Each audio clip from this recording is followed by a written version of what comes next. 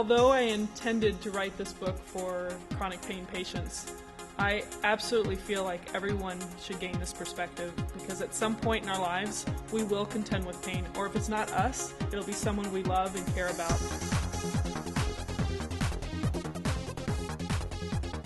Part of the reason I wrote this book is because I've managed my low back pain in a way that was very practical, I think conservative, and didn't jump into a lot of the interventions which unfortunately this medical system reimburses quite highly for.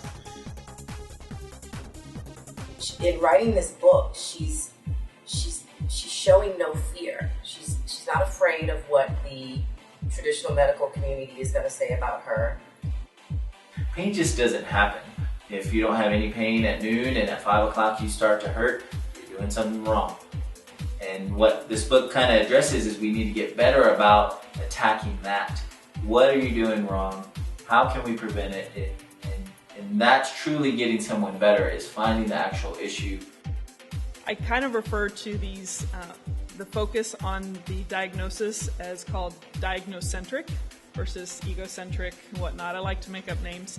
But diagnocentric is almost as if you're fixating on the diagnosis, but never addressing the reason you have that problem. And so then the patient is taken out of the equation, and they're not really addressing the things that they can do for themselves, but relying passively on the system that may be just putting them through a system that makes more money off more interventions.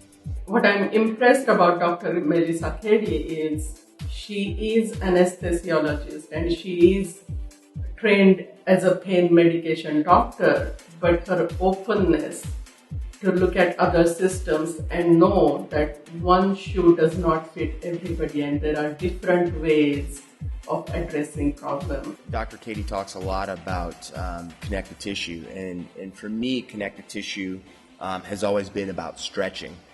My pain is almost minimal to none because of the stretching that I do now.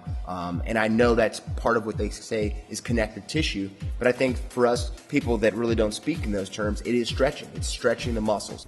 As a physician and as a patient who has endured chronic pain, I feel I have a unique perspective to offer patients who have chronic pain, because what they need is a more practical and realistic approach so they can get on with their life, a life that is filled with more fun and less pain.